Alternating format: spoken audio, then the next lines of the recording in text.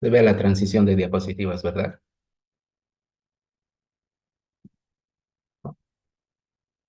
Sí, doctor.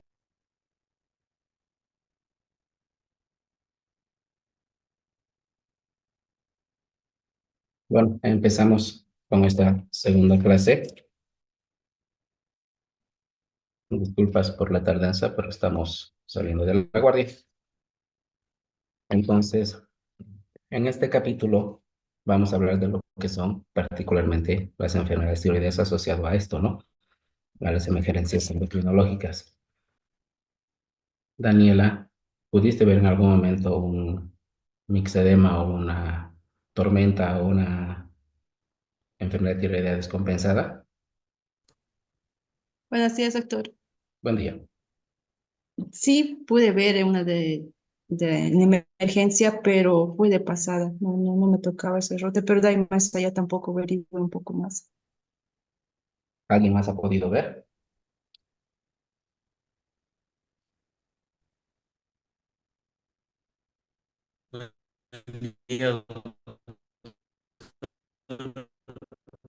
Se te escucha entrecortado, Javi.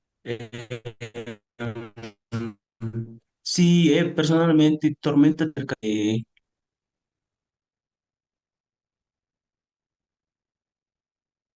¿Se te cortó?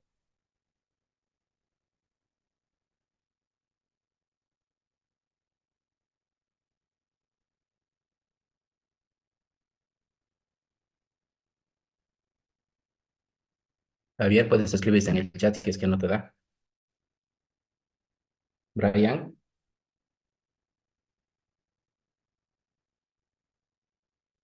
Yo no tuve la oportunidad de ver una crisis tiroidea, doctor.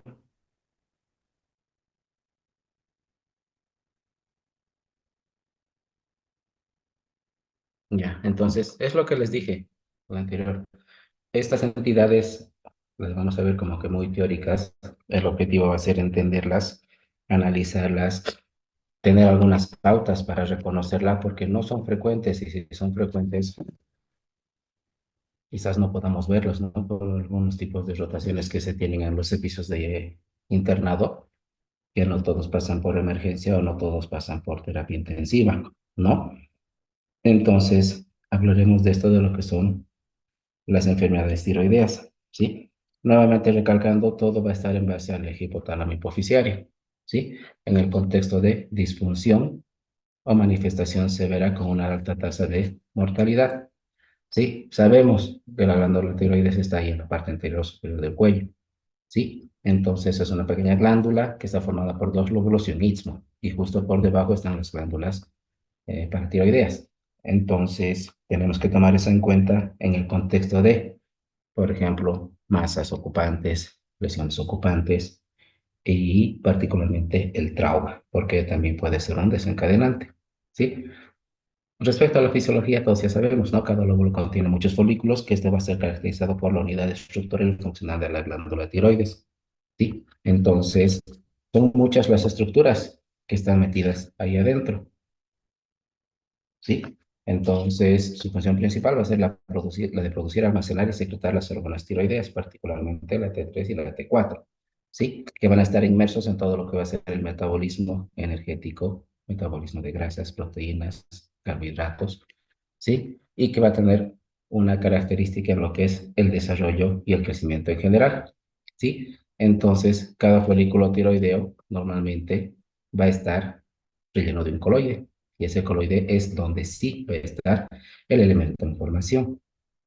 Entonces, lo que dijimos en la anterior clase, que las hormonas tiroideas van a estar reguladas por el eje hipotálamo hipoficiario y tiroideo, ¿sí? Entonces, sabemos que es de origen central y van a estar caracterizados por un evento de una retroalimentación negativa, ¿sí? Entonces, en el cual los niveles de la hormona van a ir en relación a lo que es la producción o a la inhibición de la hormona, ya sea la tiroestimulante o la hormona la tiroestimulante, perdón, ¿no? Entonces, los tirocitos son los que van a sintetizar la tiroglobulina, ¿sí? Y donde va a ser producida y excretada la T3 y la T4 por las células también que van a estar presentes. Ahora, tenemos las células parafoliculares que van a estar inmersas en lo que son las secreciones de calcitonina. Entonces, por eso les comentaba que todo lo que es la carga de los tiroides y paratiroides van a estar en relación a lo que es parte del metabolismo del medio interno con el control de calcio, que es lo que hablamos en la anterior clase, ¿no? Entonces, nuevamente, el folículo tiroideo va a ser la unidad funcional de esta estructura. ¿Sí? Entonces, al igual que en la anterior diapositiva de la anterior clase, el eje hipotálamo hipofisiario tiroideo va a estar caracterizado por la producción de T3 y T4 y va a estar en contexto de lo que es su actividad, ¿sí? El índice de respiración, el índice metabólico, la síntesis de proteína y la actividad del sistema nervioso central, ¿no? Entonces, también vamos a estar inmersos con lo que es las glándulas paratiroides, ¿sí? Que va a estar en relación particularmente con la estructura ósea, con lo que es el fósforo, el magnesio y el calcio, ¿sí? Y también vamos a tener la calcitonina, que va a estimular también la secreción de calcio, disminuyendo la concentración de la misma. Entonces, todo lo que es líquidos y electrolitos también van a estar inmersos junto con la aldosterona a nivel de las glándulas suprarrenales, ¿sí? Entonces, los tiroidocitos van a estar liberando tiroglobulina, ¿sí? Y estos por oxidación y organificación se van a ir transformando dentro de lo que es el folículo en monoyodo y diodotironina. Y por acoplamiento se van a producir la tetra y el triiodotironina, o sea, la T3 y la T4, que van a salir a torrente sanguíneo, ¿no? Entonces, ahí también va a ir, cuando la T4 se va a convertir en T3, se va a salir un monoiodotironina que va a ir dentro de lo que es el folículo para seguir haciendo la oxidación, organificación y el acoplamiento de las diferentes unidades para su producto final, que son las hormonas de liberación, ¿sí? Entonces, hablamos de qué en el contexto de la función de la glándula tiroides es termogénica, metabolismo basal, lipólisis, actividad muscular. Entonces, lo que les dije en la anterior clase está inmerso en un elemento muy fundamental de lo que es el metabolismo central. Entonces, tenemos que entender esto, que cualquier tipo de alteración va a tener consecuencias a nivel de todo el organismo, ¿no? Entonces, las principales hormonas o productos hormonales que va a tener van a ser la T3, T4 y la TSH. ¿Sí? Entonces vemos estas características, ¿sí? Eh, de la estructura que van a estar en íntima relación con su retroalimentación negativa, ¿sí? Vamos a tener la hormona liberadora de tirotropina, perdón, la hormona liberadora de corticotropina, que van a estar en misma relación con la retroalimentación para lo que es la producción y excreción de este tipo de elemento hormonal, ¿sí? Entonces, las células van a estar encargadas de la recolección y el transporte de yodo, que es el pilar fundamental para la producción de este tipo de hormonas, ¿sí? Entonces, las alteraciones que vamos a tener, al igual que en el anterior tema, que los suprarrenales van a estar en relación a las alteraciones de la tiroides, de la hipófisis o del hipotálamo. Entonces, vamos a empezar a tener de características primarias, secundaria y terciaria, ¿sí? Ahora, entendemos también que la producción hormonal va a ser T4, la T3, que es la parte activa, la T4 se tiene que desiodar para que forme más hormona activa, pero también tenemos que tener en cuenta el transporte, ¿sí? Al igual que en la anterior entidad, tenemos proteínas transportadoras de hormonas y estas van a estar en relación con lo que es la producción a nivel del hígado, por ejemplo. Entonces, al igual que en la otra instancia, tenemos que tener cierto tipo de características para tratar de interpretar este tipo de situación, ¿sí? Entonces, la tirotropina es parte fundamental de la TSH, ¿sí? Y estas son las que van a empezar a hacer el control metabólico de la producción de este tipo de hormonas, ¿sí? Entonces, por ejemplo, el exceso de glucocorticoides va a alterar la sensibilidad de la hipófisis a la TSH, a la hormona liberadora de tirotropina, y esto va a disminuir la producción de TSH. Entonces tenemos que entender eso. ¿Por qué? Porque va a haber este sistema de retroalimentación negativa que va a ir a controlar la producción hormonal, ¿sí? Entonces esas partes teóricamente ya las conocíamos o nos hemos olvidado, ¿sí? Entonces en el contexto de actividad hormonal acelerada, el hipertiroidismo, ¿sí?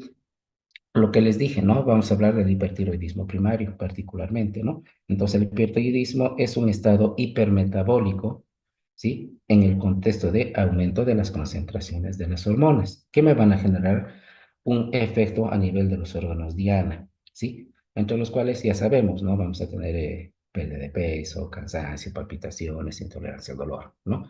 Entonces, en el contexto de esa etiología, podemos ver que puede ser por la enfermedad de Graves, por el bocio multinodular, por adenomas, por destrucción de la glándula en el contexto de amiodarona, radioterapia. Entonces, tenemos que tomar en cuenta que el uso prolongado de la amiodarona en ciertos pacientes con algún tipo de arritmia puede llegar a este tipo de intercurrencia o también puede llegar al efecto de producir algunos datos de fibrosis pulmonar, ¿no? Pero también vamos a tener fuentes alternas de producción de este tipo de órganos, de hormonas, perdón, como es la tirotoxicosis falsa, un estromovario, un carcinoma folicular, ¿sí? O podemos tener hipertiroidismo secundario en el contexto de adenomas hipoficiarios que van a ir a secretar mayor cantidad de TSH, ¿sí? Entonces, una muy baja probabilidad y porcentaje de presentaciones es la tirotoxicosis gestacional, igual que la diabetes gestacional, ¿sí? Entonces, es una entidad que afecta muy poco. Algunas literaturas hablan entre el 1 y el 3% de la población, ¿sí? En el cual nosotros podemos inferir de que también puede aparecer a cualquier edad, entre los 20 y los 50 años. No es una patología tanto como la anterior, que es más de predilección de la segunda a tercera edad, ¿sí?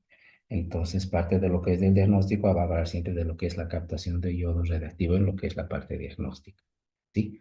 Entonces, los pacientes pueden llegar a presentar esto, aumento de la síntesis, aumento de las secreciones, por este tipo de disfunción que vamos a tener. Entonces, lo que les decía en la anterior clase, tenemos que ver también la relación con los antecedentes que podemos estar teniendo, ¿sí? Por ejemplo, hay este tipo de drogas que van a estar inmersas en lo que es el metabolismo o la función tiroidea, ¿no? Entonces, inhiben la secreción de la hormona tiroestimulante, los glucocorticoides, la dobuta, los agonistas beta, de dopamina, perdón, aumentan o disminuyen la ligadura de las T4, las proteínas, los anticomiciales, los diuréticos de asa y almonosaines, ¿sí? Y bloquean también la conversión de T4 a T3, los glucocorticoides, la miodarona o los betabloqueantes, ¿sí? Entonces también es muy imperioso, muy importante tener esto en consideración. ¿Por qué? Porque el uso de esos medicamentos en pacientes polipatológicos pueden alterar la función tiroidea o, para más aún también, nos pueden alterar nuestros resultados laboratoriales.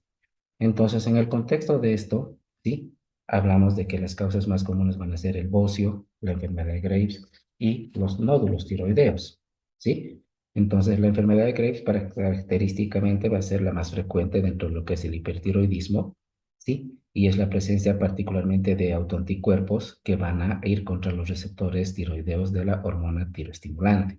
Y es ahí donde son efectos inhibidores o estimuladores también que van a promover la síntesis de una cantidad excesiva de T3 y T4, ¿sí? Entonces ya podemos ver ahí también algunas que se van asociando con la diabetes, con el vitiligo, con síndrome poliganglionar, por ejemplo, en los pacientes pediátricos, ¿sí?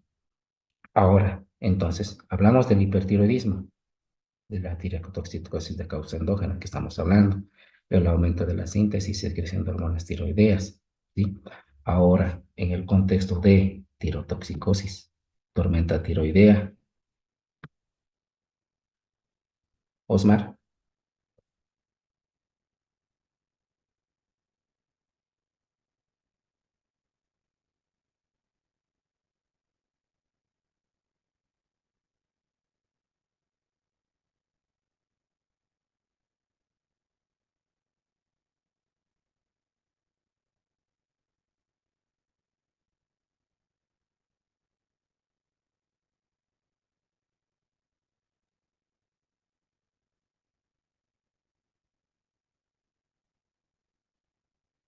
Valeria,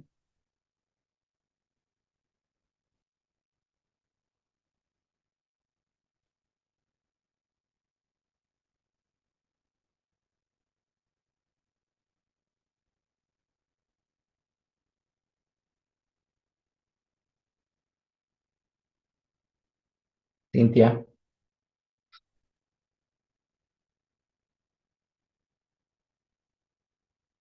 Joshua. Buenos días, doctor. Hola, Cintia, buen día. Perdón. Entonces, Hipertiroidismo hablamos de lo que es la hiperfunción de la glándula. Entonces, ¿qué diferencias pueden encontrar entre la tirotoxicosis y la tormenta tiroidea? Mm.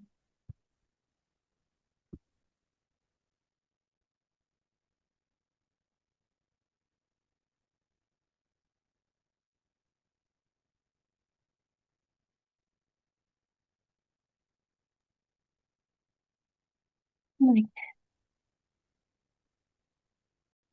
bien.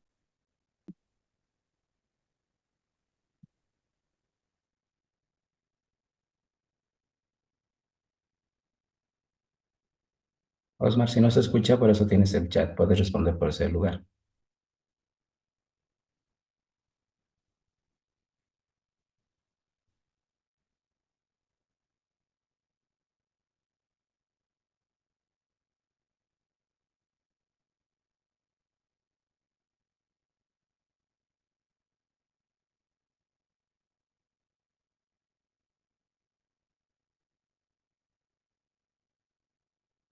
Entonces, la diferencia particularmente es la manifestación clínica. El hipertiroidismo es eso, la causa, el aumento de las hormonas. La tirotoxicosis es el conjunto de signos y síntomas secundarios a la exposición de la hormona en los diferentes tejidos y órganos diana. Y la diferencia con la tormenta tiroidea es que la tormenta tiroidea va a ser la manifestación exagerada de esta, de la tirotoxicosis, y que va a tener un efecto con una alta tasa de mortalidad.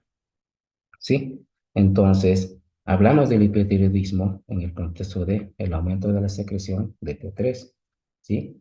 Que también puede ser secundario a lo que es el aumento de la concentración de T4, pero que puede estar convertida a nivel de tejidos periféricos en T3, ¿sí? Y tener su mayor efecto, ¿sí? Puede desarrollarse en cualquier momento de estos, ¿sí? Del bocio multinodular, de la enfermedad de Graves, de los nódulos tiroideos, ¿sí? Entonces, si el paciente no se va a tratar, ¿sí? Entonces nosotros tenemos que tratar de encontrar alteraciones laboratoriales que me puedan orientar hacia eso, hacia lo que es la tirotoxicosis, o para tratar de ver también cuál es la mayor concentración de las hormonas que vamos a tener. Entonces, nosotros tenemos que estar atentos a a las manifestaciones clínicas, que es lo que nosotros queremos entender, ¿no? Si hablamos de tirotoxicosis, estamos hablando del aumento de la efectividad o de la acción de la hormona tiroidea a nivel de los órganos diana. Entonces hablaremos de alopecia, nerviosismo, hipertensión, temblor, hiperreflexia, taquicardia, piel caliente, la intolerancia al calor, la osteoporosis o algunas veces el edema que puede tener a nivel pretibial, ¿sí? Entonces, la mayoría de los signos y síntomas pueden ser incluso independientes de la causa per se, ¿no? Excepto quizás algunos le llaman la oftalmoplejía, ¿no? Del paciente, que es característico de la presencia de depósitos de grasa que vamos a tener a nivel del tejido, ¿sí? Entonces, una característica de la oftalmoplejía en el paciente tirotoxicosis son esas, ¿no? La acumulación del tejido graso a nivel de retroorbitario que me va a producir el exoftalmo característico de esta enfermedad, ¿no? Entonces, muchos de estos signos y síntomas, ¿sí? Van a estar en relación a lo que es la mayor sensibilidad a lo que es las hormonas adrenérgicas. Por eso es la reacción de nerviosismo y palpitaciones que vamos a tener, ¿sí? Entonces, tenemos muchas características clínicas, pero si nos damos cuenta nuevamente y hablando, no tenemos una característica patognomónica de cada entidad, ¿sí? Entonces, esto de los signos oculares que tenemos es por la infiltración de tejido que vamos a tener, ¿sí? Que van a producir un dolor orbitario, un lagrimeo, una irritación, fotofobia, el aumento del tejido con la producción de exoftalmos por el infiltrado linfocítico que tenemos. Entonces, el hecho del exoftalmos es una característica clínica que nos orienta hacia este tipo de entidad. ¿Sí? Las alteraciones de la piel, particularmente como el mixedema pretibial que se tiene, es característico también por un infiltrado, ¿sí? A nivel del área pretibial. Entonces, son diferentes tipos de manifestaciones que nosotros tenemos a nivel sistémico que yo tengo que buscar, esa entidad para tratar de hacer mi correlación clínico-laboratorial junto con mis antecedentes patológicos que tengo, ¿no? Entonces, lo que estábamos hablando es esto, la expresión de los receptores de las catecolaminas, que van a estar aumentadas, por eso tenemos manifestaciones clínicas, ¿sí? En contexto de el aumento de la secreción también, su aumento de la sensibilidad. Ahora también vamos a tener una disminución de la globulina ligadora, ¿sí? En el cual vamos a tener hormonas tiroideas, ¿sí? Perdón un segundo.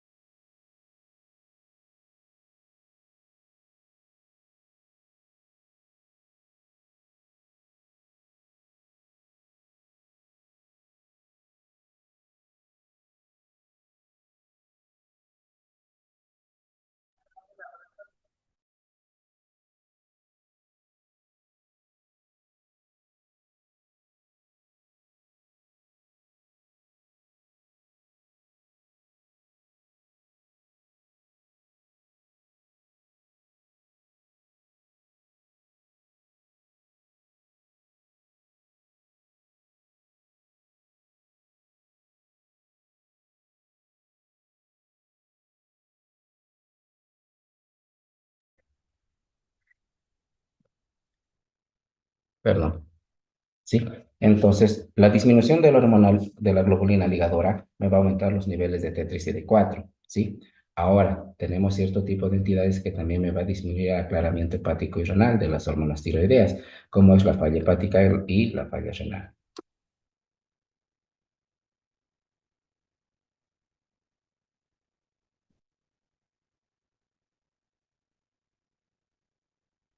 Bien. Entonces, factores desencadenantes es lo que les indica hace un momento atrás.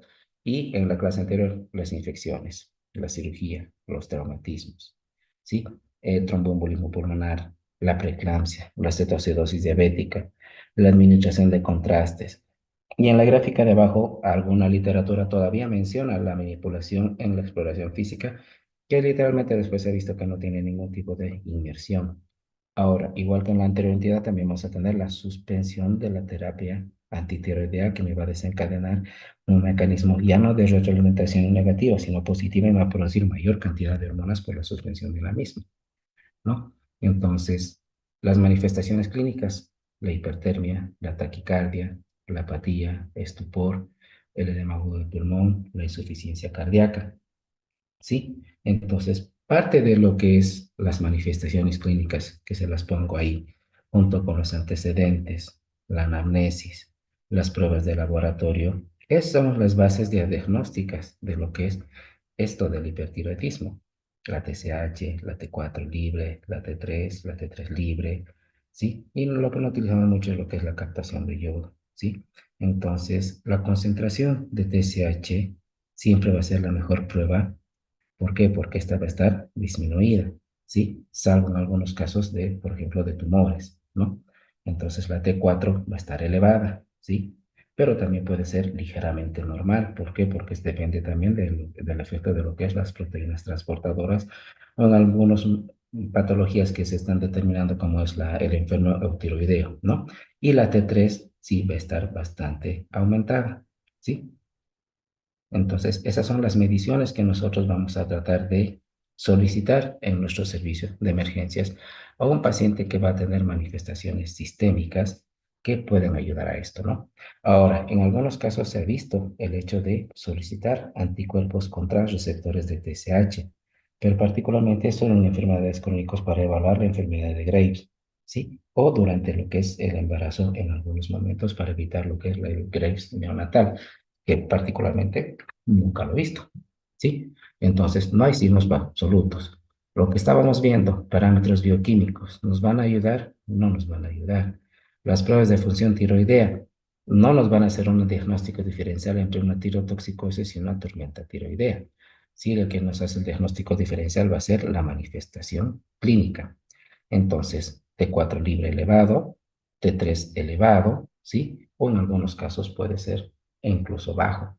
Entonces, la TSH es lo que comentamos, que va a estar indetectable. Ahora, dentro de las manifestaciones que vamos a tener en el reporte laboratorial, vamos a tener la hiperglucemia, la leucocitosis y la hipercalcemia, ¿sí? Entonces, eso es lo que les dije acerca de lo que es el diagnóstico también, con lo que es la captación de yodo, que sí nos puede hacer cierto tipo de orientación diagnóstica. Si hay alta captación, estaríamos hablando de un adenoma, de un boce, de un Graves, o si es baja captación, una hashitoxicosis, una enfermedad de Hashimoto, ¿sí?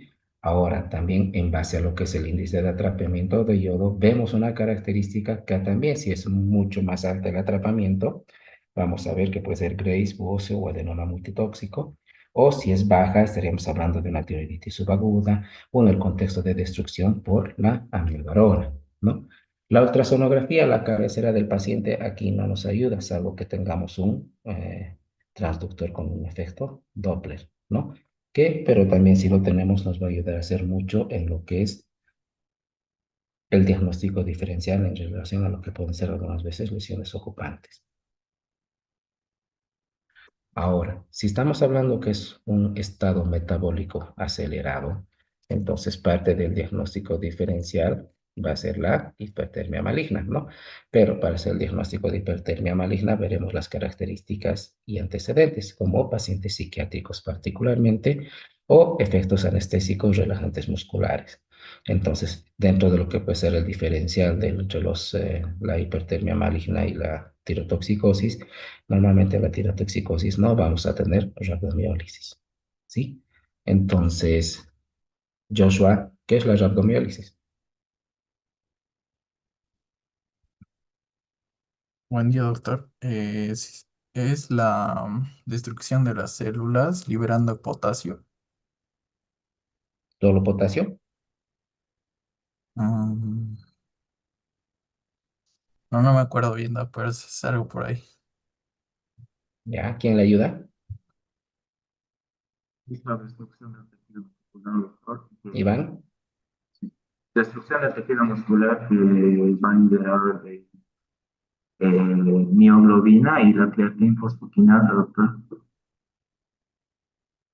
Exactamente. En sí, los dos están bien. En la destrucción de músculo, con la liberación de hemoglobina, y con la destrucción de músculo vamos a tener salida de potasio, salida de calcio, ¿sí?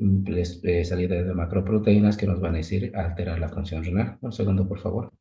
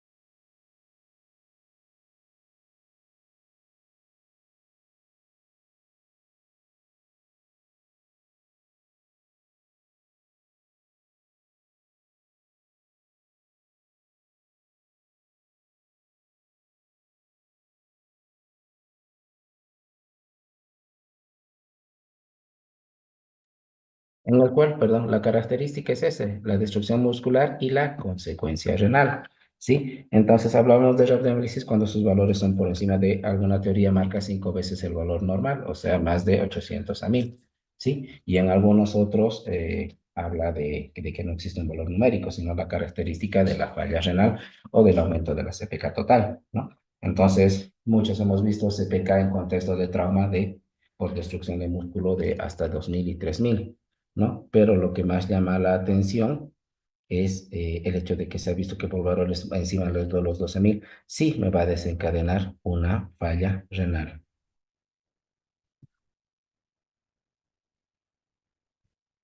Y el otro diagnóstico diferencial va a ser el,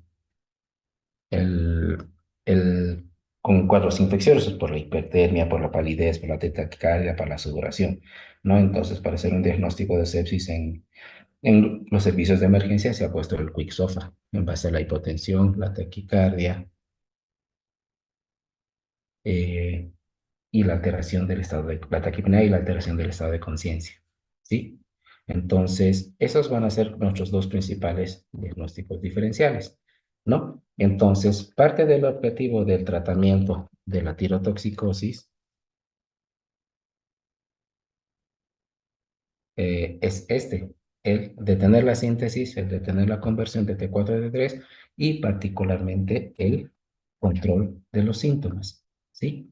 Entonces, si estamos hablando que el tratamiento es en los controles de los síntomas, yo tengo que pasarle líquidos. ¿Por qué? Porque mi paciente se va a estar deshidratando por la diaforesis, la taquipnea, los vómitos, la diarrea. Entonces, para hacer mi tratamiento,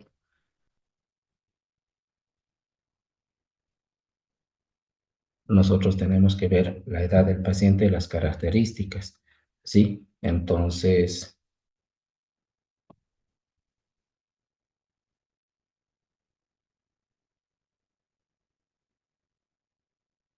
para ver eso, no a todo paciente le voy a pasar cargas volumétricas, ¿sí?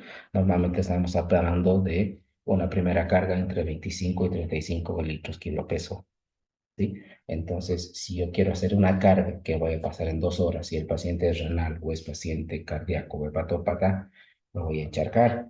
Entonces, todo depende de la respuesta orgánica que va a tener nuestro paciente.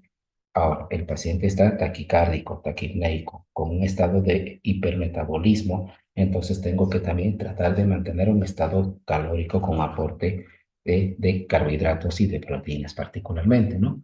Ahora, si mi paciente va a estar hipercalcémico, eso me puede traer también consecuencias a nivel de la conducción cardíaca.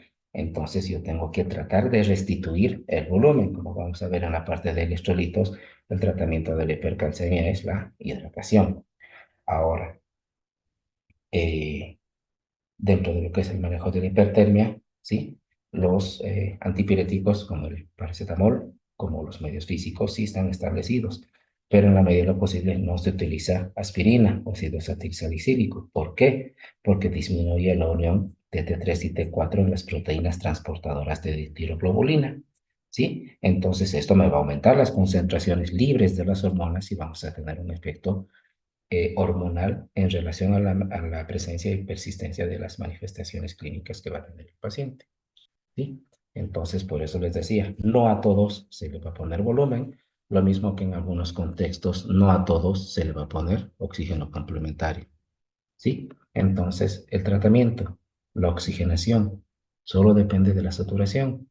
El soporte ventilatorio, vamos a establecerlo si el paciente está chocado, si el paciente está hipoxémico, si el paciente está deteriorado, ¿sí? Para tranquilizar al paciente podemos utilizar entre haloperidol o las benzodiazepinas, ¿sí? Y en base a lo que hablamos con el soporte nutricional, una mantención de una glucometría dentro de valores adecuados, ¿sí? Entonces, la ventilación mecánica es un proceso particularmente para el paciente que está hemodinámicamente inestable. O sea, quizás ya no estamos hablando de la tirotoxicosis, sino de la tormenta tiroidea. Entonces, en relación a los medicamentos o a la medicación, ¿sí? Vamos a tener particularmente las tionaminas, ¿sí? entre los cuales los principales que tenemos es el metimazol y el propiltiuracilo. Entonces, la característica de esta parte del tratamiento es bloquear la peroxidasa tiroidea, o sea que va a disminuir la organificación del yodo, ¿sí? Para tratar de disminuir las concentraciones. ¿Cuál es mejor, el propiltiuracilo o el metimazol? Mucho hace efecto lo que es el metimazol, que tiene menos efectos colaterales, salvo que este tiene mucho efecto en lo que es la teratogenicidad, pero eso tampoco se lo administra dentro de lo que es el primer trimestre del embarazo, ¿sí? Entonces, estos van a alterar lo que es el acoplamiento de la DT374, entonces nos va a ayudar a hacer la inhibición de la conversión de T4-T3, ¿sí? Y particularmente nos apoya en lo que es la terapia de yodo y la cirugía. Ahora, parte también del tratamiento es disminuir los efectos, como es los betabloqueantes. El propanolol, que también nos disminuye la concentración de T3, lo mismo que el atenolol y el metoprolol. Sotalol, metoprolol normalmente no tenemos, lo que tenemos en nuestro mercado es propanolol y atenolol. Las dosis del propiltiuracilo se puede hacer una carga, ¿sí? O se administra directamente 50 a 150 microgramos cada 8 horas y el metimazol hasta 60 miligramos cada día, ¿no? Aunque no lo crean, ¿sí?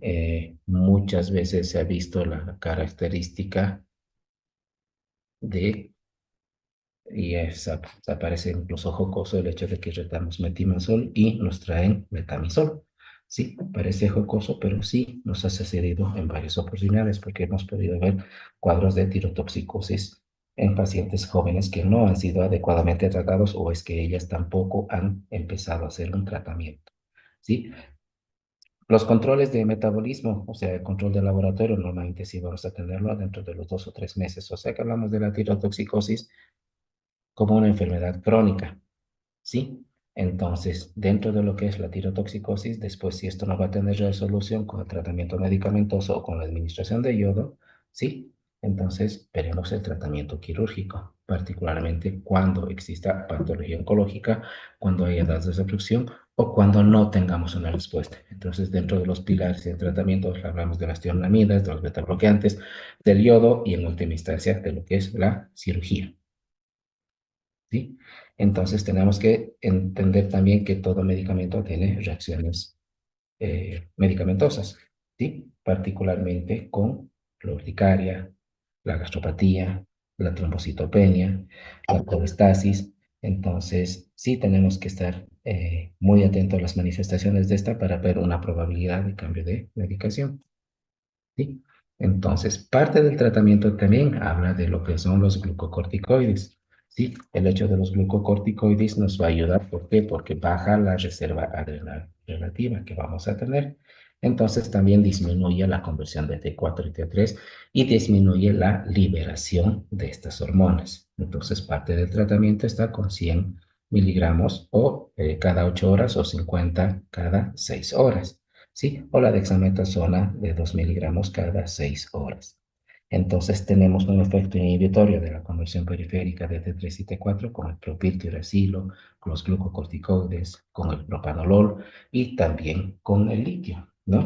Entonces parte de este tratamiento nos habla de las tianaminas, del propiltiuracilo, del metamizol, de los betabloqueantes, ¿sí? Del yodo, que también va a inhibir la secreción de T3 y T4, ¿sí? O de la cirugía. Entonces, esa es parte del tratamiento de esta parte, ¿sí? Dentro de las manifestaciones, la fibrilación auricular, los digitálicos, ¿sí?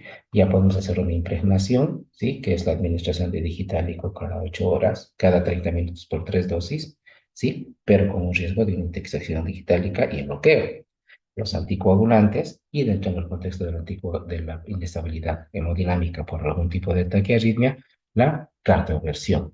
Entonces, si yo quiero entender esta situación, tengo que analizar el estado hemodinámico de mi paciente, ¿sí? Entonces, el nivel de conciencia, eh, la frecuencia cardíaca, la presión arterial, los pulsos, la temperatura, el gasto urinario, ¿sí? Entonces, en el contexto de alteración de la frecuencia cardíaca,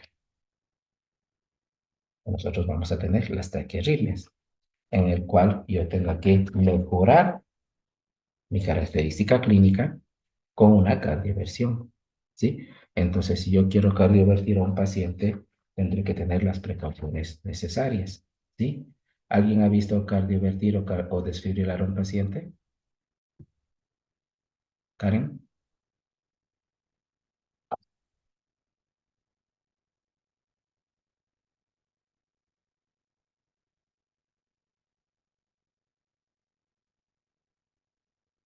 Marcelo,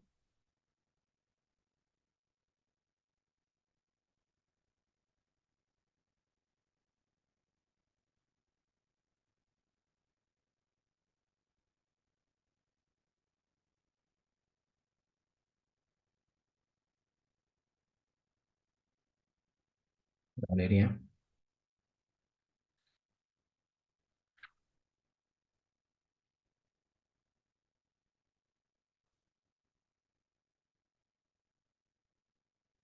Carol,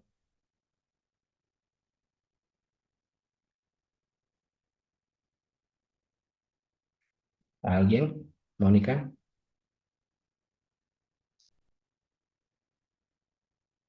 Buen día, doctor. No, tampoco. ¿pero tienes idea qué es lo que se hace? Sí, ¿Qué se hace? eh, en, em, hay que preparar el desfibrilador si va a ser, si es monofásico o bifásico. Bueno, Eh, en caso de que sea bifásico, em, mm, normalmente ya todos los desfibriladores vienen bifásicos, ya solo los monofásicos son viejos.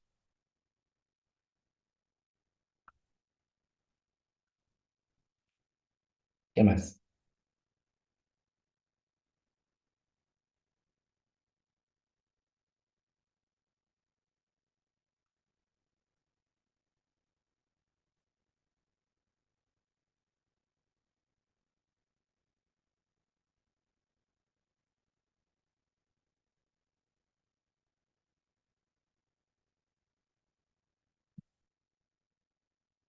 Esto.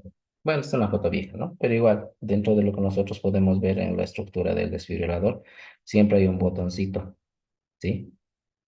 En este caso está aquí, que se llama el mando sincrónico o asincrónico, ¿ya? Entonces, ese mando te indica si va a estar sincrónico, es la cardioversión eléctrica, y si va a estar asincrónico, va a ser la desfibrilación. O sea que si mi paciente va a estar con un evento de una taquicardia, una fibrilación ventricular y va a estar en modo sincrónico, cuantas veces disparemos, no va a disparar. ¿Por qué? Porque no va a encontrar un ritmo, ¿sí? Y si voy a tener un paciente con un ataque de arritmia y pongo en modo asincrónico, no va a encontrar el periodo de refractario, ¿sí? Entonces va a disparar en cualquier momento y va a producirme una taquicardia ventricular. O sea, vamos a pasar de una taquicardia supra a una taquicardia ventricular y va a tener peor pronóstico, ¿no? Entonces, mucho tiene que ver las características de dónde estamos y si tenemos o no. El uso de la cardioversión, si hay que, es un paciente que está despierto, tengamos en cuenta que hay que sedarlo para cardiovertirlo, porque sabemos que el desfibrilador es una patada de burro, literalmente, ¿no? Por la cantidad de joules que se va a tener. Entonces, nosotros vamos a tener eso en cuenta para el diagnóstico, las concentraciones de TSH que van a estar bajas y la concentración de D4 y D3 que van a estar libres a normales, ¿no? Si hablamos de una T3 libre, estamos hablando del hipertiroidismo. Si vamos a estar con una T3 normal, puede ser un síndrome eutiroideo o un hipertiroidismo subclínico, ¿sí? Entonces, esa es la tirotoxicosis, parte de lo que es eso. Ahora, las complicaciones o la manifestación más severa de la enfermedad, ¿sí? Es la tormenta tiroidea,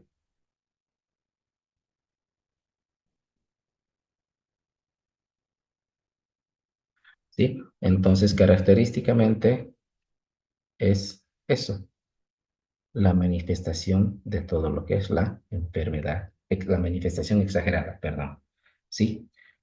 Entonces tenemos antecedentes, el hipertiroidismo no diagnosticado, un carcinoma hipersecretor, el adenoma, el teratoma, la mola, la enfermedad de Graves. Es una entidad que tiene una mortalidad del 10 al 30% en el contexto de disfunción orgánica, la insuficiencia cardíaca, taquiarritmias, hipoxemia, la sepsis, la deshidratación, la lesión renal, la uremia, la coagulación intravascular diseminada, ¿sí? Entonces, esta forma aguda, desproporcionada en manifestaciones clínicas, es lo que caracteriza al tratamiento y seguimiento que nosotros vamos a tener, ¿sí? Entonces, la tormenta tiroidea se va a caracterizar por esto, por su triada, la alteración del sistema nervioso, la taquicardia y la fiebre súbita mayor a 40 grados. Entonces, si vemos ese contexto, nuevamente hablamos que parte del diagnóstico diferencial va a ser la hipertermia maligna. Entonces, es ahí donde conformamos la emergencia, la mortalidad, ¿sí? A ver, la manifestación es muy baja, pero la mortalidad es baja también, parecemos, eso es al 10 al 20%, ¿no? Pero mucho tiene que ver el tiempo de evolución, las manifestaciones clínicas, ¿sí? Y el equipamiento que nosotros vamos a tener en los servicios de emergencia.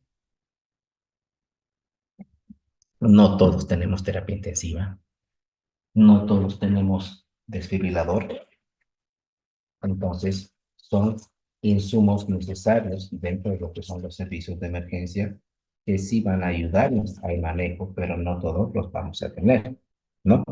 Entonces, si en un estado hipermetabólico, hiperactividad simpática, el estado hemodinámico es el que va a hacer efecto en el pronóstico de este paciente, ¿sí? Entonces, dentro de lo que es esto, es el aumento celular a la hormona, el aumento de la respuesta a las cetocoliminas y los niveles de hormonas tiroideas altas. Entonces, la tirotoxicosis en contexto de aumento de la fusión y la disfunción orgánica es lo que nos hace las manifestaciones exageradas, ¿no? Entonces, los desencadenantes, lo mismo que en la tirotoxicosis, ¿no?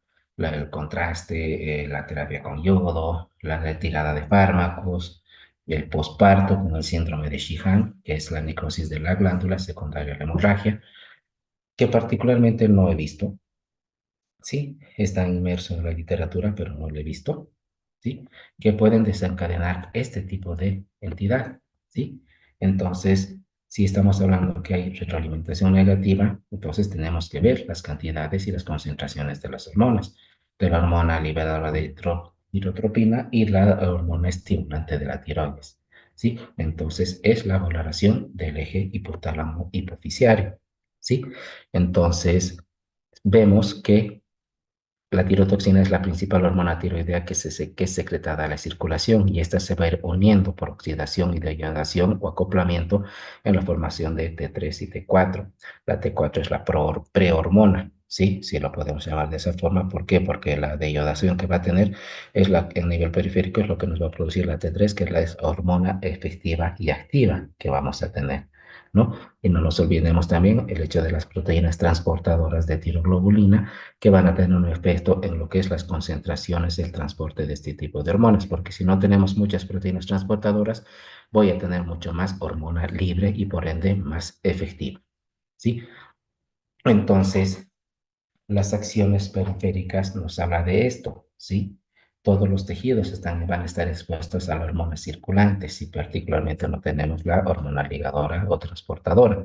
Entonces vamos a tener mayores manifestaciones clínicas exageradas, ¿sí? Vamos a tener hiperactividad, aumento del consumo, mayor respuesta de las cetocolaminas, mayor respuesta de las células, liberación de citocinas, alteraciones inmunológicas, ¿sí? Entonces, yo tengo que ver las manifestaciones clínicas, ¿sí? ¿Sí? Pacientes no diagnosticados, pacientes inadecuadamente tratados, algún factor precipitante, la infección, el traumatismo, la cirugía, ¿sí? Pero tengo que también estar en relación a lo que es las enfermedades intercurrentes, los pacientes pluripatológicos, ¿sí? Los mecanismos compensatorios, ¿sí? Entonces, una situación de riesgo vital, que si mis características en el servicio de emergencias no voy a tener mis herramientas necesarias, mi tasa de mortalidad, por ende, va a ir subiendo. Entonces, el tiempo es muy importante, ¿sí? Entonces, tormenta tiroidea, respuesta desproporcionada, síntomas exacerbados, ¿sí? Emergencia con riesgo de vida, ¿sí? Pero si nosotros no vamos a tener, la mortalidad puede llegar hasta incluso más del 70% a pesar de su corta incidencia, ¿sí? Entonces, parte de los antecedentes quirúrgicos, adenomas, bocios, enfermedades de Graves, antecedentes, desencadenantes, trauma, infecciones, cirugías previas, ¿sí?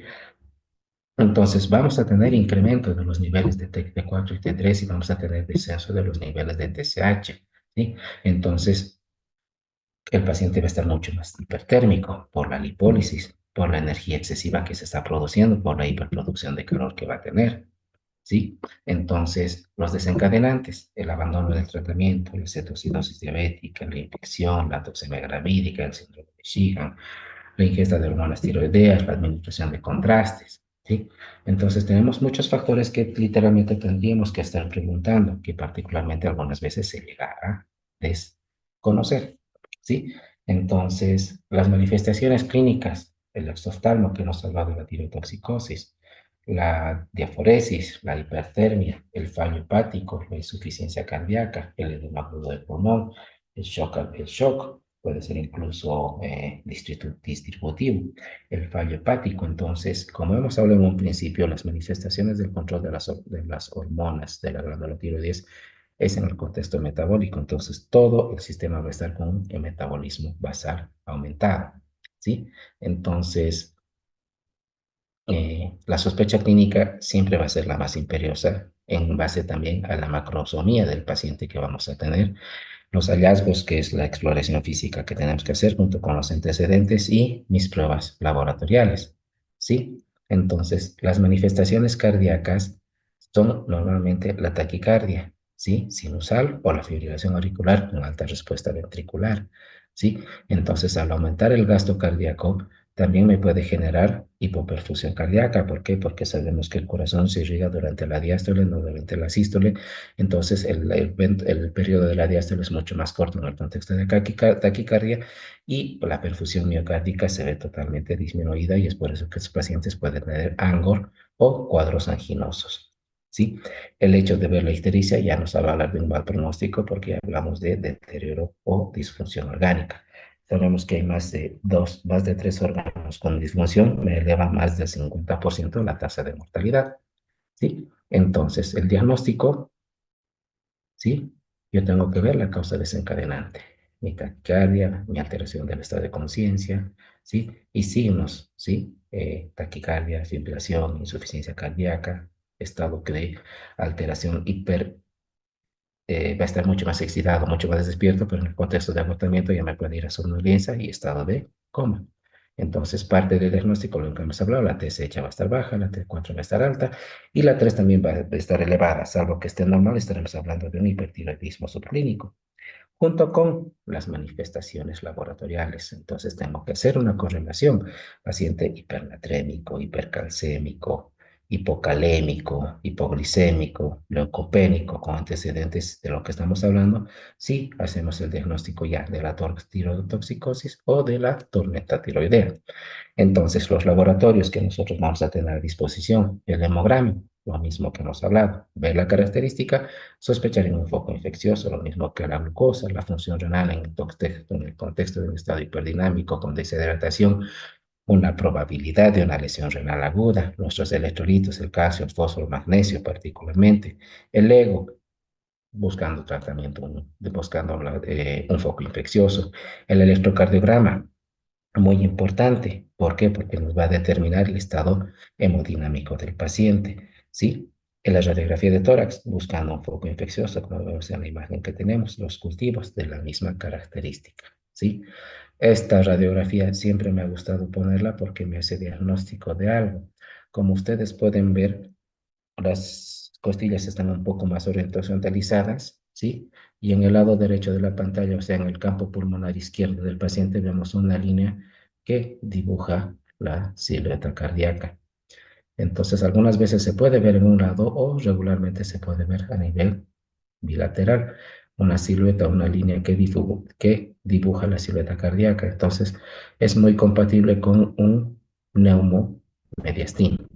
¿Sí? Igual este paciente es en el contexto de trauma porque vemos en el campo pulmonar izquierdo tiene fractura del tercer, cuarto y quinto arco costal.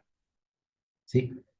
Entonces, yo tengo algunos scores que normalmente se han puesto en boga para ayudar a hacer mi diagnóstico, o por lo menos orientarme a si puede o no puede llegar, que son los criterios de Wartowski, Burch y Wartowski.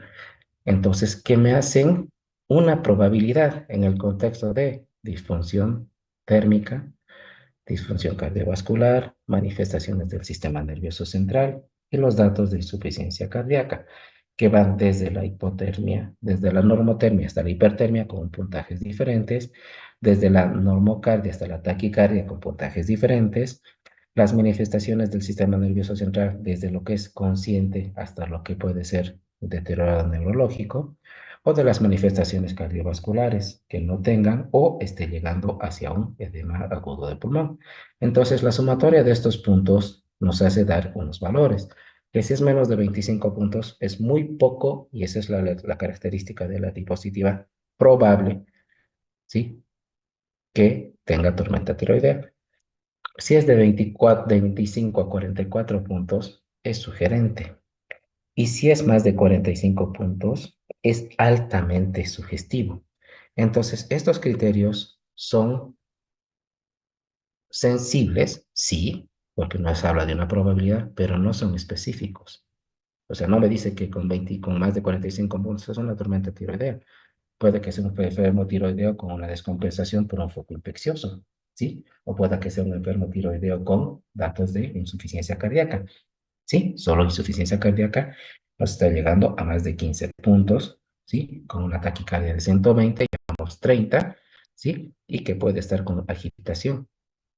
Entonces ahí vamos 40 puntos, más un cuadro de temperatura de 38, ¿sí? Me habla de, digamos, de 37, con 10 puntos son 50 puntos, una falla cardíaca con un paciente con enfermedad tiroidea. Entonces, por eso de qué habla, que no es específico, pero sí nos da una sensibilidad, ¿sí?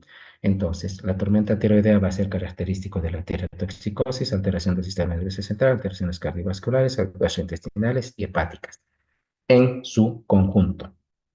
No hablaremos de que tirotoxicosis más insuficiencia cardíaca es tormenta tiroidea, no. Entonces, es una manifestación generalizada. ¿Sí? Entonces, las escalas nos ayudan a tratar de orientar mucho más nuestra parte de sospecha diagnóstica, ¿sí? Entonces, los diagnósticos diferenciales, el edema agudo del pulmón en paciente tiroideo, la enfermedad cerebrovascular, ¿sí? La hipertermia, la sepsis, el shock séptico, las taquiarritmias de base, la intoxicación por cocaína. Entonces, eso nos ayuda mucho a hacer los diagnósticos diferenciales. El edema agudo de pulmón, voy a tener los crépitos, la disnea, la hipoxemia, la ansiedad, parte de lo que es la manifestación sistémica de una enfermedad tiroidea. El evento cerebrovascular, voy a tener un paciente con deterioro neurológico, con afasia, complejías, que puede ser la parte progresiva de la alteración neurológica de la enfermedad tiroidea. La hipertermia maligna, en este caso sí tendríamos rhabdomiólisis, que es lo que hemos hablado en la tirotoxicosis. La sepsis, taquicardia, fiebre, taquipnea, alteración neurológica, compatible con un evento de tirotoxicosis en un paciente tiroideo. Lo mismo que el shock séptico. Las taquiarritmias de base pueden ser en descompensación de enfermedad cardíaca de base también. Entonces sí se transforman en diagnósticos diferenciales. Entonces, los objetivos del tratamiento es disminuir la síntesis, disminuir la liberación de hormonas y el control de síntomas. O sea, es lo mismo que el tratamiento de la tirotoxicosis. Entonces, reducir la frecuencia cardíaca, reducir la hipertermia, mejorar la circulación y particularmente tratar la enfermedad precipitante, ¿no? Entonces, yo voy a hacer los controles hemodinámicos con la oxigenación, la presión, la temperatura y los signos de deshidratación, ¿sí? Entonces, al ser pacientes críticamente enfermos, no utilizamos aspirineta ni nada como para no cometer el error, porque en paciente crítico enfermo todo es endovenoso, nada bioral.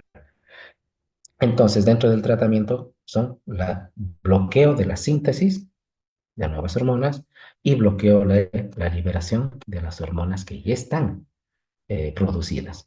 Entonces, dentro del tratamiento está lo que hemos estado hablando con la tirotoxicosis, ¿sí? que habla de lo que es inhibidores de la nueva síntesis, que son las tionaminas, el propiltiroazulo, el metimazol y el yodo en última instancia, ¿sí? Ahí tenemos las dosis. Los inhibidores de la liberación, el yodo y el litio, ¿sí? Tomamos en cuenta también el litio muy importante, particularmente como segunda o tercera escala del tratamiento. Bloqueadores de los efectos, el propanolol como antiarrítmico, la hidrocortisona que también nos disminuye los efectos y la dexametasona. Y un último pilar para el tratamiento, el aclaramiento de hormonas tiroideas, que no está establecido bien con una diálisis porque se necesita filtros especiales, ¿sí? Entonces la plasmaféresis, la diálisis o en última instancia la colestiramina, que nosotros tampoco la tenemos, ¿sí? Entonces, esto asociado o acompañado del tratamiento de soporte, antipiréticos, hidratación, oxigenación, nutrición, tratamiento de la insuficiencia cardíaca, tratamiento de la edema agudo del pulmón, ¿sí? Entonces, si hablamos de líneas o escalas de tratamiento, entre los primeros están las tionaminas y los efectos bloqueadores de la acción, ¿sí? El propanolol, propiltiroxilo o el metimazol. Los de segunda línea frente a una respuesta muy baja, el luol o el yodo, el carbonato de litio, ¿sí? Y en caso de que no tengamos una respuesta, la diálisis, pero con filtros especiales. Y el tratamiento de soporte, ¿sí? Paracetamol, anticomiciales, diuréticos, ¿sí? Reponer los electrolitos, corregir los electrolitos, la asistencia ventilatoria mecánica y el control térmico. ¿Para qué? Para que nosotros estemos mucho más tranquilos porque el cerebro no se funde, literalmente, del paciente.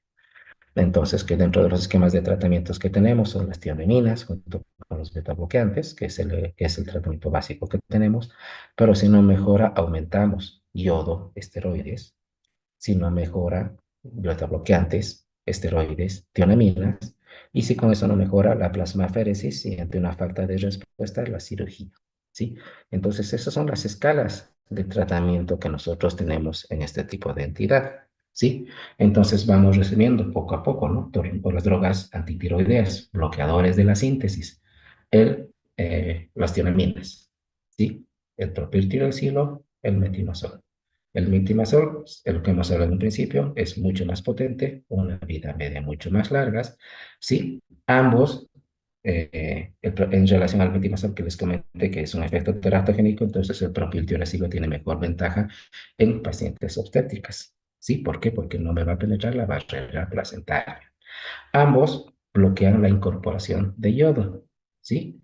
Y es un efecto rápido, entonces hay que ver también y mantener y controlar sus efectos colaterales. El litio, ¿sí? Particularmente cuando hay contraindicación de las tiamaminas, particularmente en reacciones alérgicas, ¿sí? Pero tiene muchos más efectos alérgicos. Bloquear la transformación, ¿sí? O la T4 a T3, ¿sí? Los beta bloqueantes que literalmente también me hacen el control de síntomas, ¿sí? El propanolol, por ejemplo, que es uno de los principales que tenemos, o el atenolol. Esmolol podríamos encontrar, pero metoprolol ya no tenemos en el mercado, ¿sí? Los esteroides mejoran la recuperación al inhibir la transformación periférica de lo que es de T4 a T3. ¿Sí? Entonces es parte importante también en el tratamiento de esta entidad junto con el tratamiento de las enfermedades suprarrenales. ¿Sí?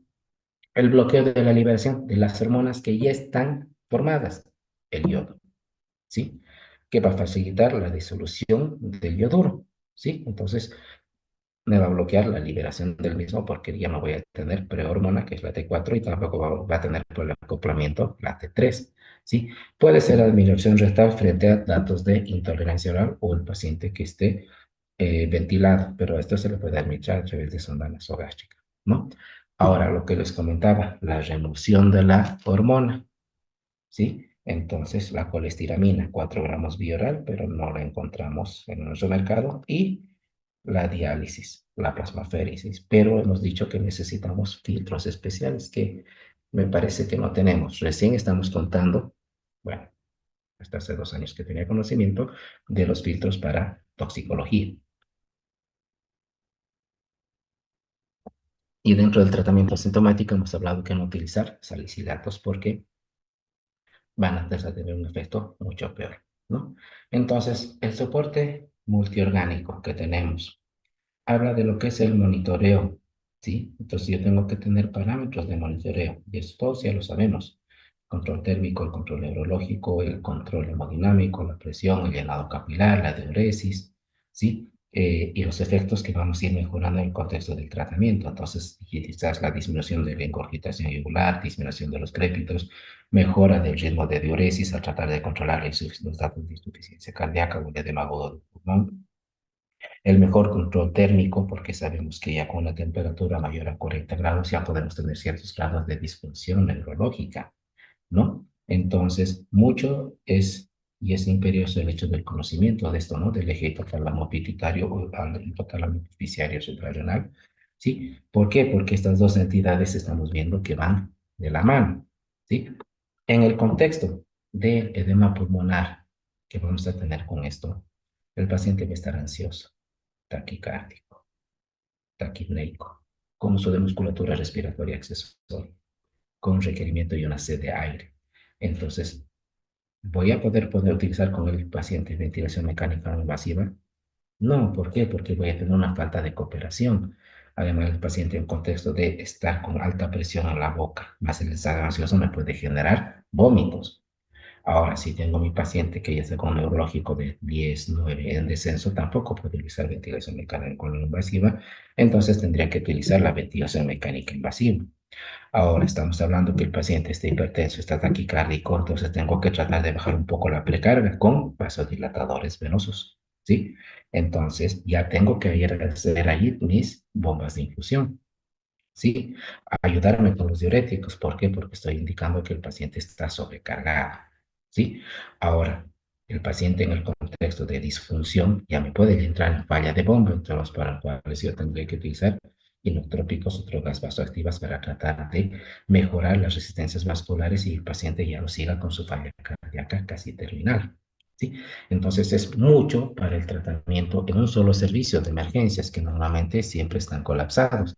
Entonces, es una patología que sí o sí tiene que estar en unidades de cuidados intensivos.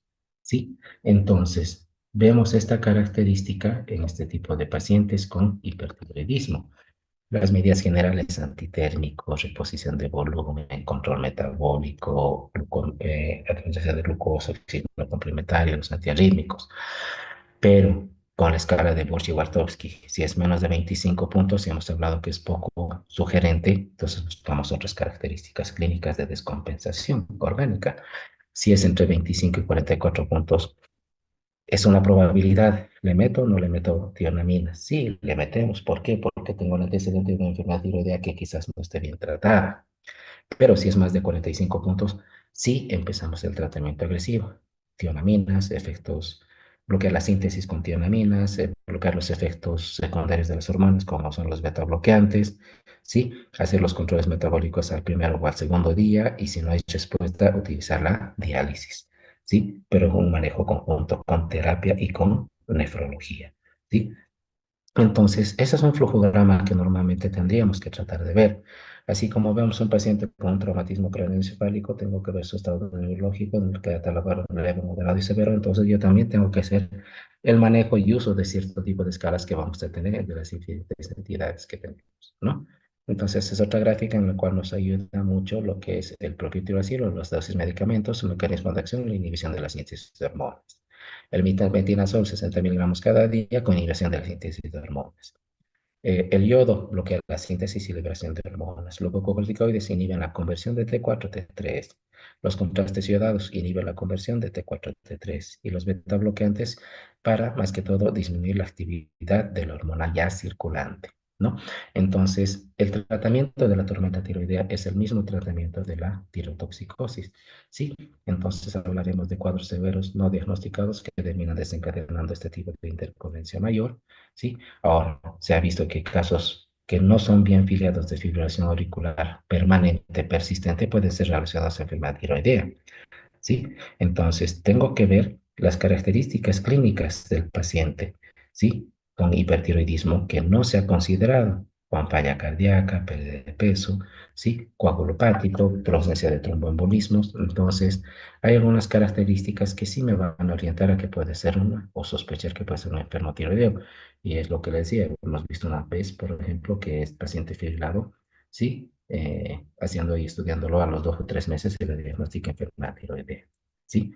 Entonces, algunos puntos, el monitoreo de la función hepática por el propio tiracilo cada 4 semanas, propiltiuracilo en embarazadas, ¿sí? En adultos restringido solamente la enfermedad de Graves, metamizol mucho mejor, ¿no? Entonces, los objetivos siempre es reducir la producción de T3 y T4, bloquear el efecto, bloquear la liberación, tratar la descompensación y abordar la enfermedad, ¿sí?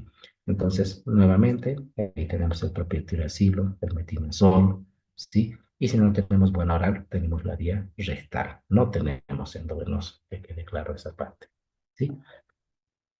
Entonces, actividad, bloquear la actividad simpática, el propanolol, pero tenemos que es bloqueador alfa 1 y alfa 2, entonces contraindicado en asma.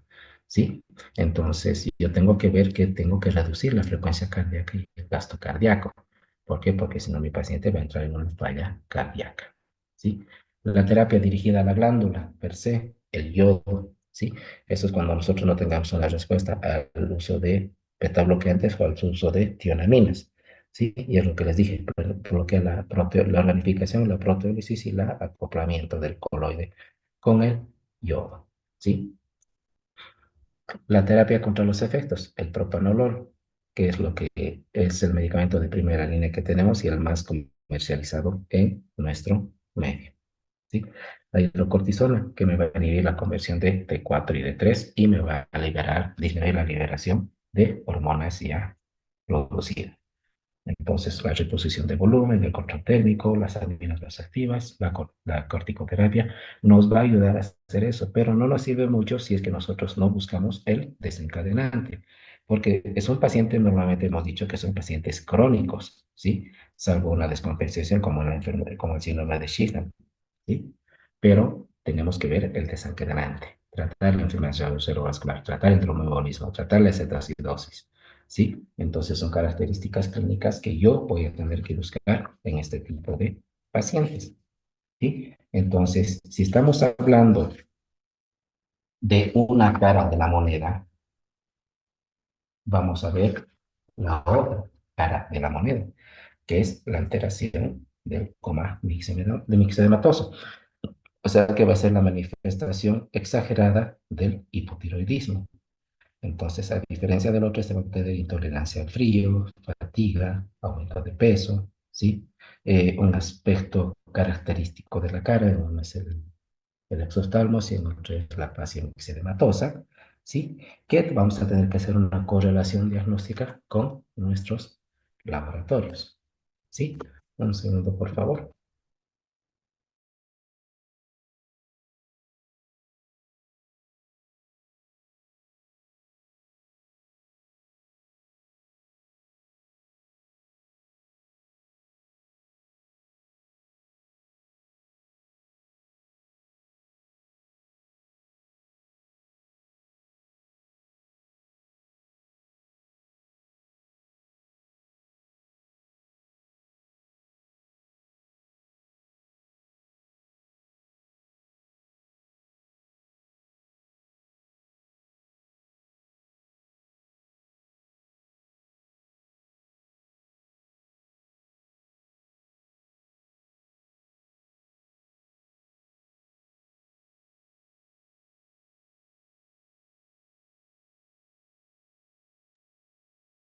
Bien, entonces, dentro de esto, ¿sí? Eh, Mucho más frecuente en tercera edad, ¿sí? Son causas de enfermedades solapadas, progresivas, ¿sí? Que también, al igual que en la anterior entidad, podemos ver que puede ser de un origen primario, un origen secundario, cuando ya se altera el primario, cuando está afectada la glándula, perdón, el secundario cuando está afectada el eje hipotálamo hipoficiario, y también podemos tener un hipotiroidismo subclínico en el contexto de las manifestaciones clínicas con nuestros resultados laboratoriales. Entonces, dentro de la característica, si el otro ya un aumento de la producción de hormonas, en este caso voy a tener una deficiencia en la producción de hormonas. El primario de la glándula con una insuficiencia y el secundario por enfermedad del hipotálamo de la hipófisis.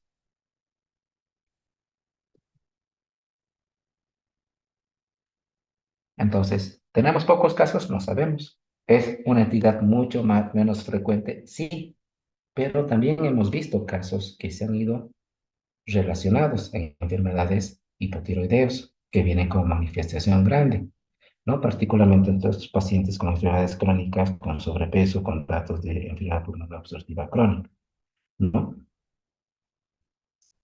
Su mortalidad es alta, ¿sí? Pero también muchas de las veces depende de los servicios de emergencias y de los servicios de terapia intensiva con los que contemos, ¿sí? El diagnóstico, particularmente la TSH aumentada porque está tratando de producir más hormona, pero los valores de T4 y D3 van a estar relativamente bajas. O sea, no está funcionando nuestra retroalimentación. ¿Sí? Entonces, dentro de las manifestaciones del hipertiroidismo primario, vamos a tener su disminución de la secreción de la T3 y de la T4 dentro de lo que es la glándula. Entonces, nuestras concentraciones van a ser bajas, a pesar de que la TSH va a estar aumentada porque va a tratar de llamar a la glándula para producirlo mucho más, ¿no? Entonces, muchas de estas causas pueden ser de causa autoinmune, ¿sí? Por ejemplo, en lo que es la tiroiditis de Hashimoto. La deficiencia de yodo también puede producir cierto grado de bocio e inducirnos un hipotiroidismo con bocio, ¿sí? La diferencia también puede producir un hipotiroidismo congénito en el contexto del embarazo. Deficiencias estimpáticas no he visto que se estén estudiando muy frecuentemente, a diferencia de lo que puede ser hipotiroidismo secundario desarrollado por alteración, ¿sí? De la secreción en el contexto de la deficiencia de producción de hormona tiroestimulante, ¿sí? Entonces, vemos las características macrosómicas que vamos a tener, ¿no? El mixedema, que es la complicación del hipotiroidismo, y la complicación más grande va a ser como el mixedematoso, ¿no? Entonces, el mixedema vamos a tener por una falta de hormonas, o sea, no vamos a tener una actividad en los órganos diana ni en los receptores. Entidad mucho más frecuente en la mujer, ¿sí? Que nos va a condicionar también un estado de deterioro neurológico que es más que en la tormenta tiroidea, con mayor grado de disfunción orgánica. Es por eso que tenemos mayor tasa de mortalidad, porque si el hemodinámico está alterado y el neurológico está alterado, el paciente va a estar peor, ¿sí? Ahora, el hecho de que nuestros servicios públicos de terapia intensiva, particularmente, sean muy limitantes para la tercera edad por el pronóstico, entonces también eso indica mayor tasa de mortalidad. ¿Sí? Entonces, yo tengo que buscar, al igual que la anterior ideal, un precipitante. ¿Por qué? Porque este precipitante me va a generar eso, un evento de colapso cardiovascular. ¿Sí? Entonces, es la máxima expresión del hipotiroidismo, ¿sí? Y se convierte en la emergencia de poca tasa de incidencia con pronóstico grave, que también, al igual que en la anterioridad, vamos a tratar de encontrar, ¿sí? Un score que nos ayude a tratar de llegar a este diagnóstico para empezar un tratamiento mucho más agresivo, ¿sí? 40% autoinmunes, 40% por destrucción de las glándulas en el contexto de radioterapia, tiroiditis postquirúrgicos, ¿no? Entonces, yo voy a tener esas características y ya veremos para hacer mi clasificación si puede ser primario o secundario. Primario hemos hablado que es afectación de la glándula, donde voy a tener disminución de T3 y T4 con el método de la TSH, pero puede ser secundario cuando voy a tener alteraciones de la T3 y la 4, pero voy a tener disminución de la TSH. Entonces, eso nos ayuda mucho a tratar de entender el origen de la enfermedad y tratar de ver cuál es la entidad que está desencadenando, ¿no? Entonces, el mixedema vamos a hablar como el estado final del hipotiroidismo con mayor grado de encefalopatía y manifestaciones clínicas, ¿no? Entonces, dentro de las manifestaciones clínicas voy a tener la intolerancia al frío, el aumento progresivo de peso. A nivel neurológico puedo tener eventos de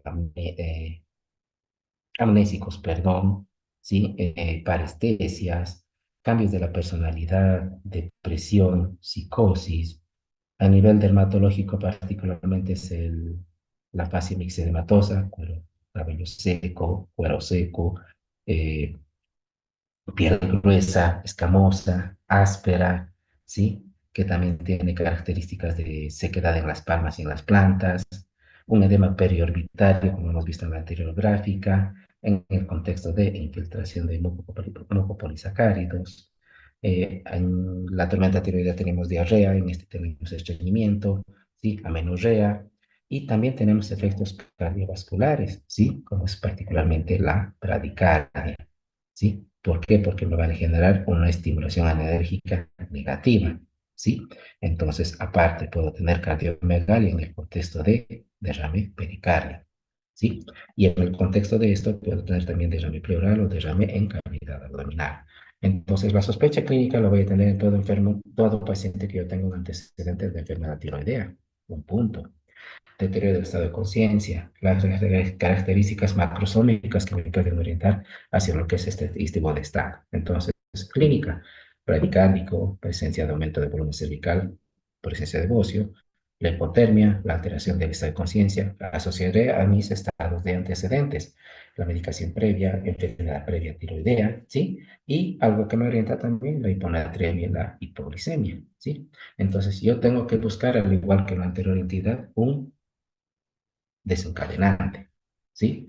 Infección, quirúrgicos, quemaduras, enfermedad cerebrovascular, ¿sí? Enfermedades pulmonares obstructivas, hipotiroidismo no controlado, intervenciones quirúrgicas previas, ¿sí? O algunos fármacos que me pueden ayudar en esta entidad, como son el litio y los anestésicos particularmente, ¿sí? Entonces, las manifestaciones clínicas es lo que acabamos de hablar, hipoglicemia, porque hay depresión de la gluconeogénesis, bradicardia, porque hay disminución de los receptores alfa, o sea, no voy a tener una respuesta a las catecolaminas. La insuficiencia respiratoria, porque voy a tener apatía, disminución de la fuerza, los músculos respiratorios no generan fuerza, mi paciente va a tener la tendencia a la hipoxemia, pero va a tener la tendencia a la hipercapnia, y el paciente va a estar narcoléptico con deterioro neurológico, produciendo menor frecuencia respiratoria. La hiponatrémica, ¿por qué? Porque voy a tener menor disminución del agua libre, letárgico por alteración metabólica, alteración del estado neurológico también, y la hipotensión, porque ya hemos dicho que no hay una respuesta adrenérgica ni a las catecolaminas. Entonces, si yo tengo un factor precipitante en un paciente con hipotiroidismo, mis niveles de 4 disminuida, de 3 disminuida. Entonces, ¿por qué se deteriora mi paciente neurológicamente? ¿Sí? Porque yo tengo que analizarlo. Entonces, yo tengo que ver a nivel del sistema nervioso central, disminuye la termogénesis, el paciente es hipotérmico, hay alteraciones del flujo sanguíneo, alteración del estado de conciencia. A nivel respiratorio, disminuye mi sensibilidad a la hipercapnia. ¿Por qué? Porque ya tengo debilidad y el cerebro se va adaptando a esa situación. Entonces me puede desencadenar por un factor externo, ¿sí? Una insuficiencia respiratoria de tipo 2, hipoxémica hipercápnica, con mayor hipoxemia a nivel central, narcosis hipercápnica, el paciente deteriora neurológicamente. A nivel cardiovascular, no tengo respuesta a catecolaminas, entonces me disminuye el intropismo, me disminuye el gasto cardíaco, me disminuye el volumen sanguíneo y por ende voy a tener paciente hipotenso. Y a nivel renal, me aumenta la vascularidad, la permeabilidad, retención de agua, hiponatremia dilucional, mayor edemas, mayor hiponatremia. Y sabemos que la hiponatremia viene con deterioro neurológico, entonces es característico del coma mixedematoso, el deterioro neurológico. Entonces vemos que el deterioro neurológico va a venir por parte de diferentes sistemas, nervioso, circulatorio, cardiovascular, respiratorio y renal. ¿Sí? Entonces, diapositiva de similares características, ¿no? El sistema nervioso central, la termogénesis cardiovascular, renal, que me van a traer mayor deterioro neurológico y entre el paciente en un estado de coma, ¿sí? Entonces, el coma mixematoso va a ser la complicación del hipotiroidismo con riesgo de vida a mediano y corto plazo en pacientes crónicos de larga data. Entonces, las características que hemos visto, la hipotermia, la hiporreflexia, las convulsiones, depresión respiratoria, hipercapnia, depresión neurológica. ¿Sí? Entonces, los diagnósticos es de juicio rápido.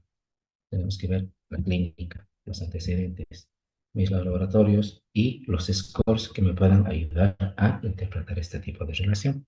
Entonces, mis niveles hormonales, yo tengo que tratar de medirlos, siempre TSH, T3 y T4, que es parte de la base del diagnóstico que hemos mencionado hace unos momentos atrás, ¿sí? Entonces, si hemos dicho que los niveles hormonales no me hacen el diagnóstico, me orientan. Lo que me hace el diagnóstico es las manifestaciones clínicas que vamos a tener, ¿sí? Entonces, esa es la fase mixedematosa, pelo grueso, edema periorbitario, dosis palpebral, edema, macroglosia. Entonces, dentro de las manifestaciones, convulsiones, diagnósticos diferenciales, amnesias, eventos vasculares cerebrales con la demencia y la ataxia, ¿sí? Y la demencia mixedematosa o la depresión. Ahora, ¿por qué va a estar alterado mi estado neurológico? Por la hipotermia, por la hiponatremia, por la hipoglicemia. Entonces hace mucho mis manifestaciones neurológicas con los antecedentes que vamos a tener, ¿sí? Entonces, si hablamos de eventos vasculares cerebrales, como movimientos incoordinados en eventos vasculares cerebrales de fosa posterior, ¿sí? Entonces, esas son las características que yo tengo que ver en relación al estado de conciencia. El estado respiratorio, insuficiencia respiratoria tipo 2, hipoxémico, cápnico. Entre las manifestaciones y causas y diagnósticos diferenciales, un derrame pleural, porque me va a alterar la relación de ventilación-perfusión. La elevación del diafragma me limita la excursión pulmonar que vamos a tener. Por los edemas, el edema de cuerdas vocales me va a disminuir la ingreso de, o me va a disminuir y me va a alterar la mecánica ventilatoria. La depresión respiratoria, la hipercapnia, el edema de glotis, el síndrome ascítico. Voy a tener un síndrome de hipoventilación y me va a generar acidosis respiradores, narcolepsia. Entonces, como falla respiratoria, va a venir la falla neurológica por la depresión del centro respiratorio. Entonces voy a tener menor respuesta, menor sensibilidad a la hipoxia y a la hipercapnia. Son pacientes crónicos que incurren con algo más. Puedo tener la obstrucción de la vía aérea por bocia, por macroglosia, por edema de las cuerdas vocales, por edema de la glotis. Puedo tener afectación de los músculos respiratorios por una miopatía, ¿sí? Me van a exacerbar la hipoventilación, ¿sí? O voy a tener disminución de con el derrame pleural y síndrome ascético. Ahora, el estado cardiovascular a nivel como qué me puede generar y con qué más puedo hacer mis diagnósticos diferenciales. Con taponamiento cardíaco, ¿sí? Bajo gasto, estado de shock, que puede ser incluso restrictivo, cardiogénico, deterioro de la contractilidad. Entonces, parte importante también es el descartar eventos coronarios. Descartamos infartos agudos o infartos anginosos con electrocardiograma de 12 derivaciones. Tratar de observar el QT, si hay eventos de supradesnivel del ST o si hay infradesnivel del ST, si hay presencia de ondas Q, si hay presencia de ondas T picudas, manifestaciones que me pueden hacer sospechar eventos coronarios. Entonces, ¿por qué? Porque el efecto de las taquiarritmias, el síndrome coronario o el choque cardiogénico va a ser potencialmente fatal. Entonces, si yo estoy viendo que es un corazón lento, hipoperfundido, por eso también hablábamos de los cuadros anginosos también que pueden llegar a tener. El hipnotropismo contra el hipnotropismo y coronotropismo va a ser muy importante. ¿Por qué? Porque voy a tener disfunción de la contractilidad con el retorno vascular, con el gasto cardíaco y con la falla de fondo. ¿Sí? Ahora, la megalia puede atribuirse a la dilatación ventricular que puede tener el paciente o por el desarrollo pericárdico, que es lo que les he comentado hace un momento atrás. ¿Sí? El estado de medio interno, líquidos y electrolíticos, y electrolitos, perdón. ¿Sí? La hiponatremia. ¿Por qué va a tener hiponatremia? Habrá un aumento de la hormona tiroidética. Hay una lesión renal que me está dificultando el filtrado glomerular y me está diciendo una lesión renal aguda. Entonces yo tengo que ver este tipo de situaciones, ¿sí? Absorber mucho líquido, ¿sí? Tengo una hiponatremia disfuncional. Ahora, en el contexto del paciente dinámico postrado por una miopatía hipotiroidea, me está haciendo una radiomiólisis y esa radiomiólisis me está haciendo una falla renal y con la falla renal estoy teniendo retención urinaria, retención de azuados, ¿sí? Ahora, esa falla renal me disminuye la excreción renal de agua libre, ¿sí?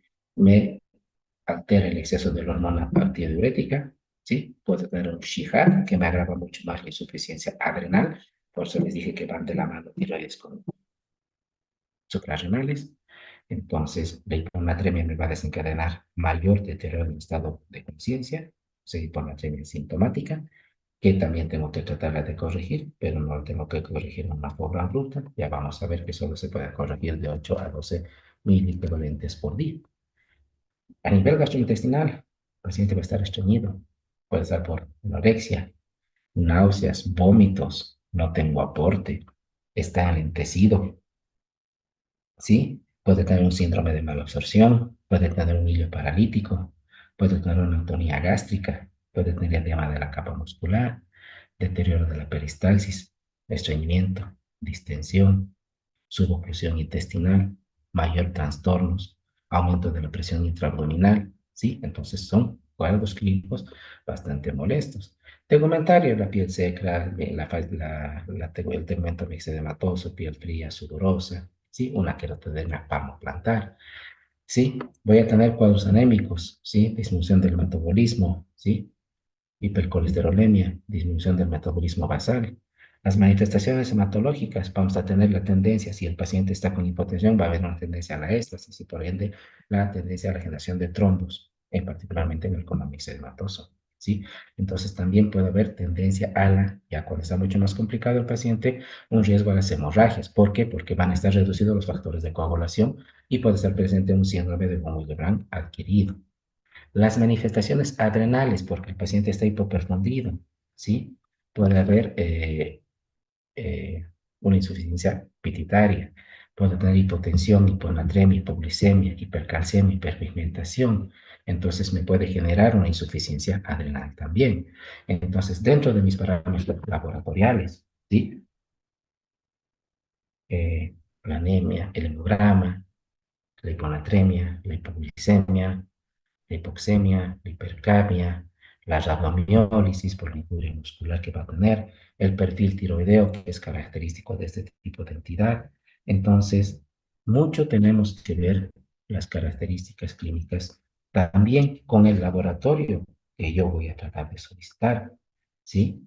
Entonces, yo siempre voy a sospechar y porque necesito tratarlo también al paciente, voy a necesitar estos parámetros clínicos, laboratoriales y antecedentes para hacer la orientación hacia lo que es mi enfermedad, ¿sí? T4 libre, TSH baja, TSH elevada, perdón, ¿sí? Pero en el hipotiroidismo secundario y tercero, mi TSH va a estar baja, ¿sí? Entonces, al igual que en la anterior entidad, voy a tener diagnósticos diferenciales, el shock, la sepsis, las enfermedades cerebrovasculares, las alteraciones metabólicas, la hipotermia, ¿sí? Entonces, parte importante de este tipo de entidades también lleva al manejo, ¿sí? De la ventilación mecánica. ¿Por qué? Porque vemos que el paciente es hipoxémico hipercápnico. Entonces, la mejor forma de corregir la hipercapnia es con la ventilación mecánica asistida.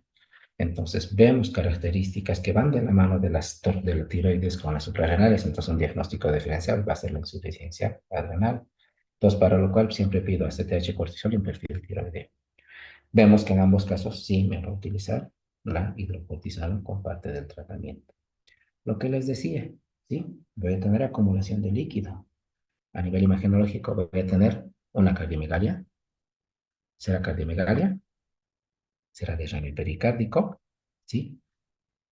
Entonces, y no solo al ver un corazón en forma de botita, ¿sí? Me va a hacer el diagnóstico, sino que corroboraré con ecografía o con ultrasonografía o tomografía. Ahora, en el electrocardiograma, ¿sí? Perdón, ¿sí? Puede tener bradicardias, QT prolongado, con probabilidad de reingreso y taquiarritmias, ¿sí? Entonces son pacientes muy críticos, pero que también yo tengo que ver las medidas generales, la ventilación mecánica, el monitoreo, las aminas vasoactivas.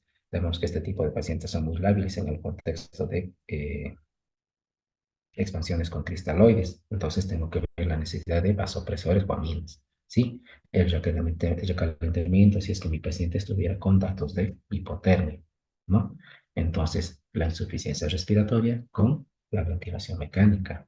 La hiponatremia es por mala distribución, entonces tengo que hacer restricción hídrica y ver si mi paciente va a requerir de aporte de solución salina o no.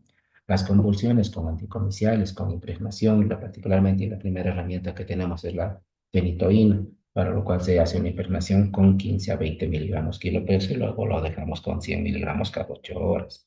La hipotensión, ¿me servirá las cargas con cristaloides o los vasopresores? La hipotermia, paciente con mantas térmicas, y el tratamiento de la causa de la infección, para lo cual yo tengo que pedir imágenes, cultivos, ¿sí? Y hacer un tratamiento empírico en base al foco.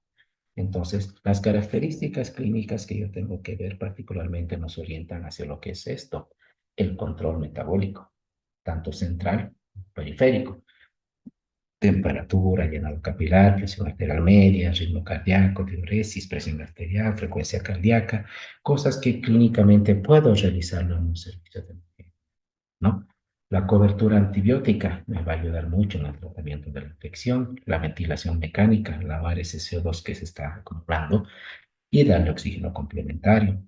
La hipotermia con frazadas, evitar mantas térmicas porque me puede generar mayor vasodilatación. Listo, colapso vascular, el paciente hipoperfundido, mayor peor pronóstico.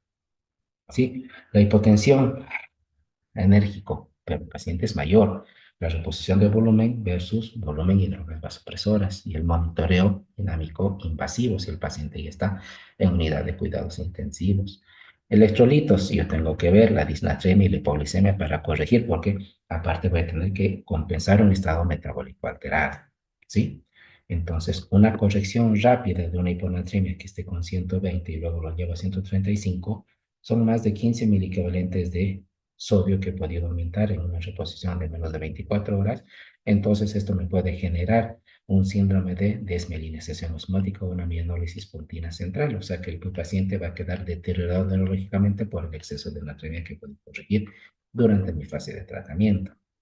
Entonces, parte del tratamiento es el monitoreo, medidas de soporte, hidrocortisona, inicio rápido de lo que le falta, tirotoxina, ¿sí?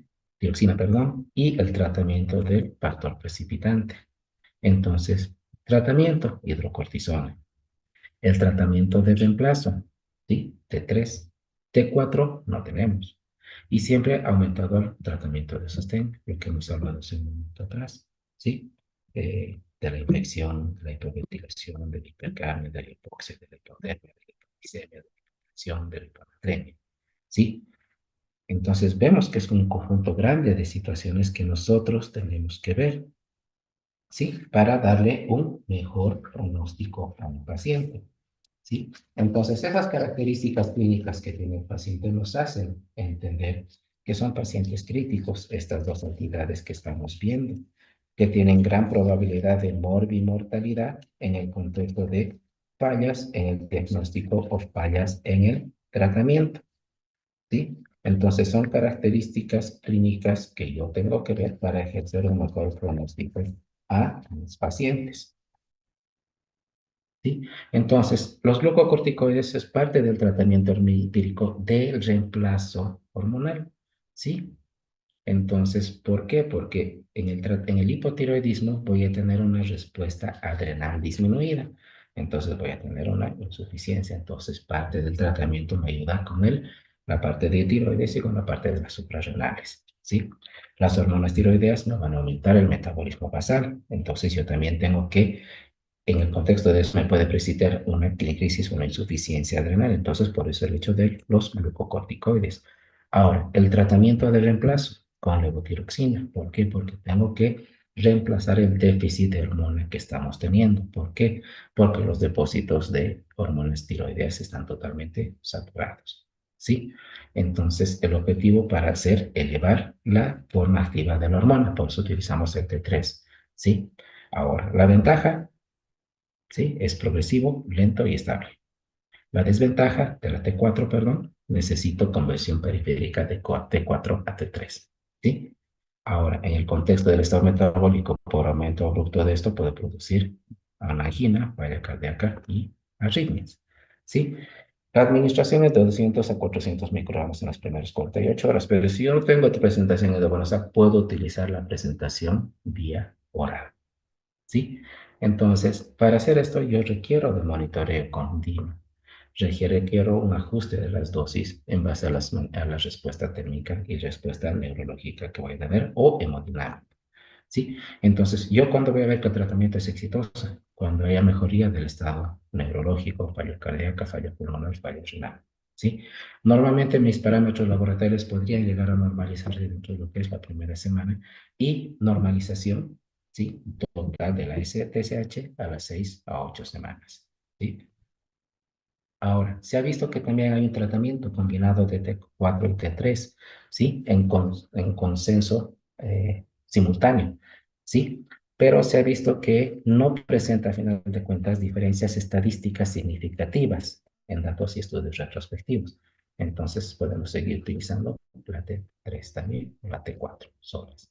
Entonces, las medidas de sostén, la ventilación mecánica, el control de hipotermia, el manejo de la hipotensión, la corrección de la hipoglicemia, de la hiponatremia, de la hipercapnia, de la hipoxemia, que nos van a ayudar en este sentido.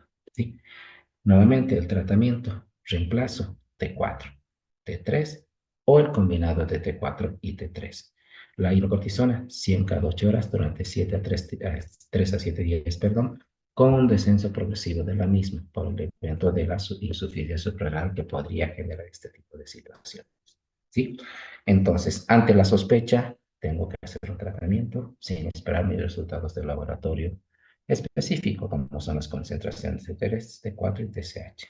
El uso empírico de glucocorticoides es parte del protocolo terapéutico inicial en este tipo de situaciones. Ya hemos hablado que también me va a poder ayudar en el contexto de una insuficiencia renal que se pueda presentar.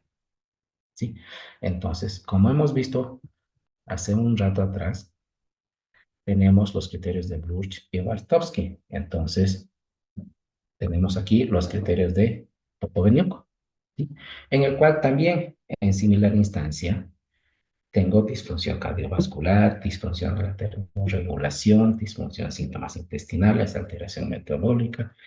Me hace cambios en el electrocardiograma, en el campo pulmonar, derrames, edema agudo de pulmón, la cardiomegalia, la hipotensión, el estado neurológico, convulsiones, y también me hace efecto de un factor precipitante. Entonces, esta escala es mucho más compleja que la otra, ¿no? Tengo aquí 1, 2, 3, 4, 5, 6, como 15 parámetros que me ayudan a hacer una sumatoria de puntos. Con un score menos de 25 es improbable que sea un coma mixedematoso. Con un score entre 29 y 59 es sugerente, ya puede empezar una terapéutica. Y con un score mayor de 60 es altamente sugestivo de un diagnóstico de coma mixedematoso. Nuevamente, sensible, sí, específico, no. ¿Sí?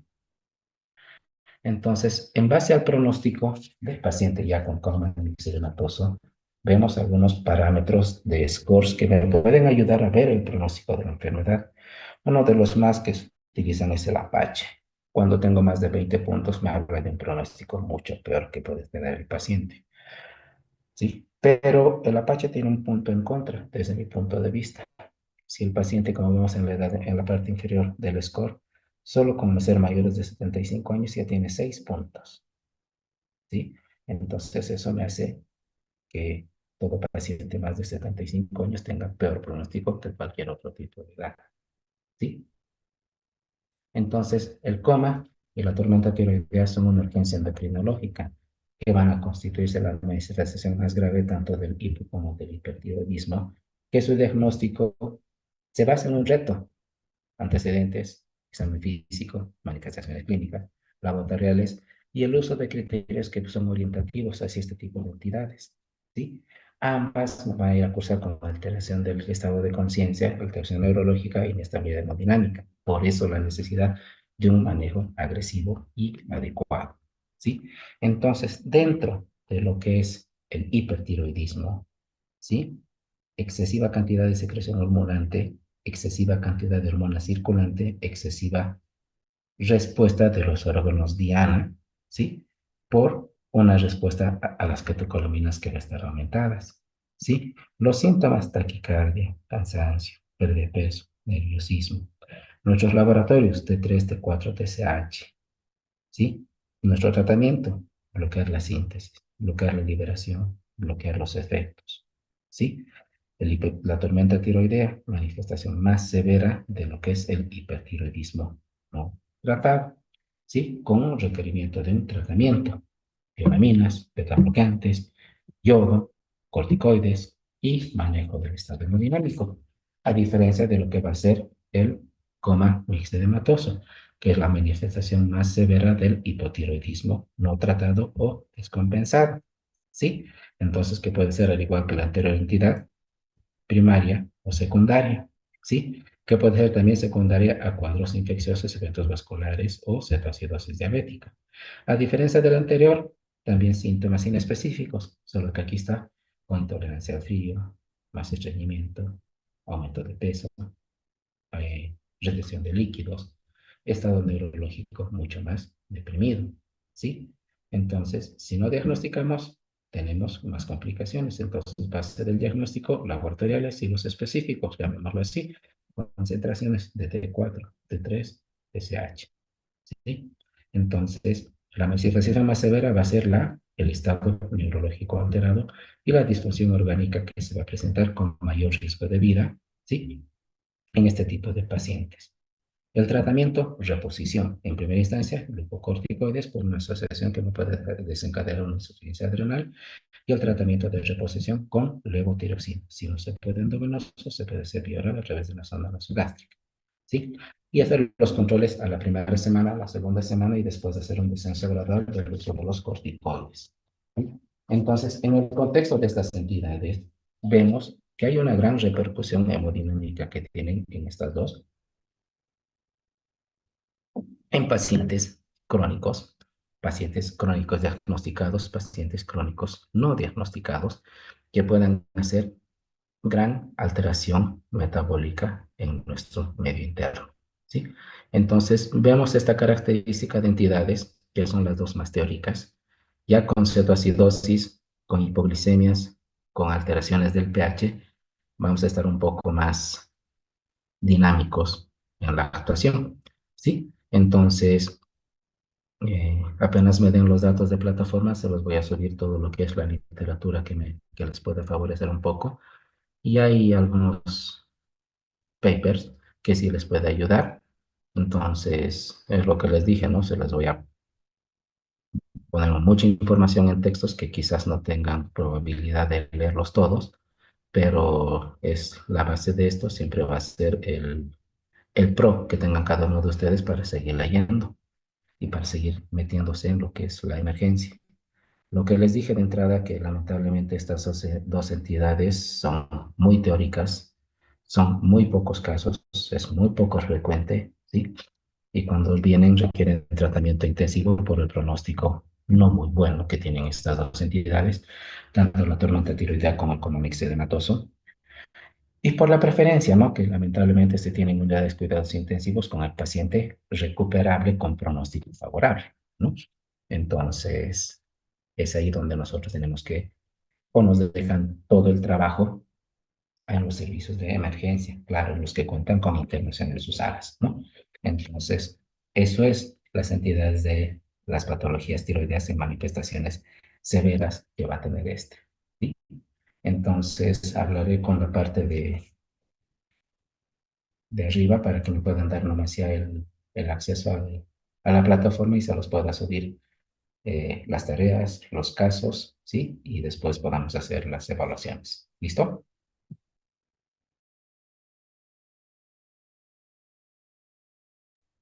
Está bien, Doc, gracias. Ya. Entonces, según la programación, nos veremos mañana a las 9 de la mañana y es lo que les comenté. Vamos a hablar de todo lo que se pueda hablar de lo que es trastornos glucémicos, ¿sí? Y en la siguiente semana veremos esto de el SHIHAD, síndrome de secreción adecuada hormona diurética y de los electrolitos que tenemos a disposición. El día miércoles ya podemos ver quizás terminar los electrolitos y hacer algunos cuantos casos, ¿sí? Porque lo que nos interesa es eso, que tengamos algunos parámetros para reconocer las diferentes entidades. ¿Listo? Gracias, doctor. Gracias, doctor. Gracias, gracias, Gracias, gracias, doctor. Hasta luego.